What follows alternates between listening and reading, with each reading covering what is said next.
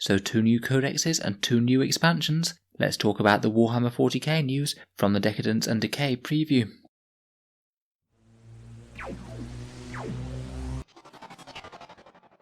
Hello and welcome back to Auspex Tactics, where we're going over the new previews that Games Workshop gave us the other day. I'll be honest, from the preview for Decadence and Decay, I thought that we'd be seeing a bit more previews for Nurgle, particularly the Death Guard Codex, which we know is coming out in December. While Nurgle has made a bit of an appearance, it seems that for Warhammer 40k at least, this preview was of 4 new books, though currently no more details for any models other than the ones that we know we're getting. To summarise the news, there's a new expansion coming called Warzone Charadon, the first of which sees Admech and Imperial Knights squaring off against Death Guard and Drukhari, a narrative mission pack called Plague Purge coming out alongside it, then unveiling of the first new codexes of 2021, Codex Supplement Dark Angels and Drukhari. We knew we were getting an Imperial book and a Xenos book, so I guess it's good to have those confirmed.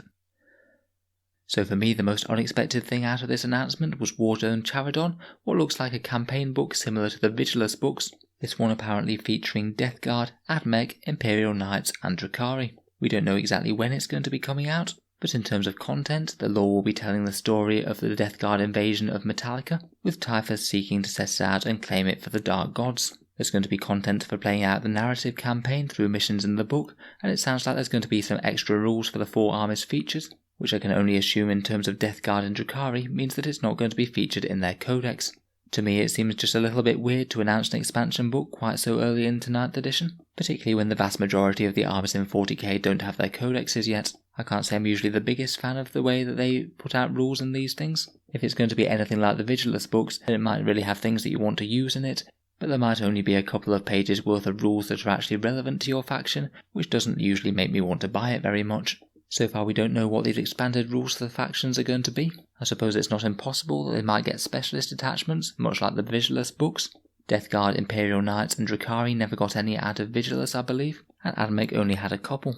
If they are just more specialist attachments, then it would mean that they wouldn't be permitted in certain tournament missions, as the tournament mission pack specifically forbids them. I believe that the only hints that we got from the preview video was that the Imperial Knight expansion means that you get to field an army of questing Freeblades, whatever that means.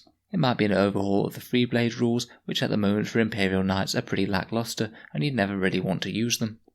In any case, it's kind of interesting that this is only Act 1 out of this Charadon series. I suspect, seeing as it is set in this area of space, there's quite a large Orc Empire that I'm sure will be getting involved at some point. And the preview video also showed Sisters and Black Legion mobilising, as well as a Marine chapter with heraldry that I don't recognise. It might be an entirely new one for this book, and if it's not a particularly famous Marine chapter, I'm not sure I have all that much hope of them surviving until the end of the campaign. I kind of wonder if this might herald a new codex for Admech, Imperial Knights and Sisters sometime soon. It seems very possible if we're seeing expanded rules for them, and we have already seen new teased models for Admech and the Sisters, sort of lieutenant style models, which certainly leads me to believe that they might be sooner rather than later. Coming out alongside that book is a Plague Purge Crusade mission pack book. From the title, it's not entirely clear whether it's more aimed at Nurgle followers or aimed at people who are fighting in a plague-ridden environment where Nurgle's everywhere.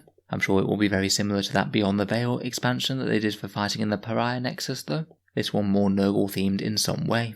The previous one had unique relics, agendas, battle traits and theatres of war, and a massive amount of missions, a whole 24 new ones. So it could be something different if you wanted to play some new missions for Crusade.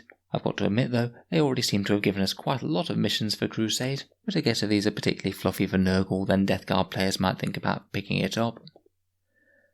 Next up we have Codex Supplement Dark Angels. I did suspect that this one will be next, seeing as we've had Death Guard, Blood Angels and Space Wolves. And this one is indeed coming in early January. It will most likely be £17.50, much the same as the others.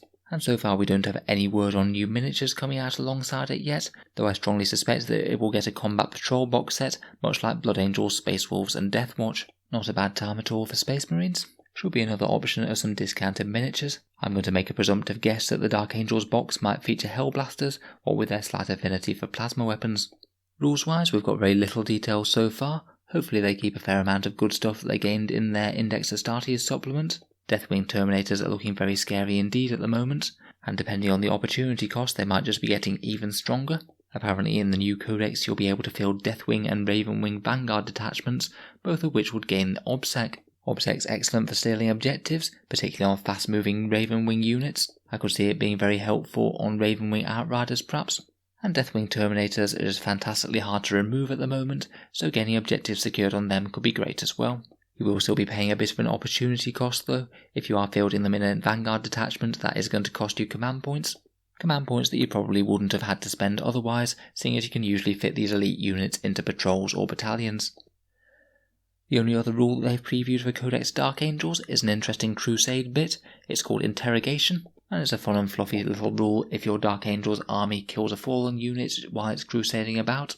It gives you the chance for your chaplains and librarians to gain additional battlefield traits, and both of them to do so if you do manage to make said fallen repent. Pretty good fun, though I'm not sure it's going to come up all that regularly to be honest. I don't think all that many people will be using fallen rules unless they are just doing so to set up a fluffy confrontation against Dark Angels.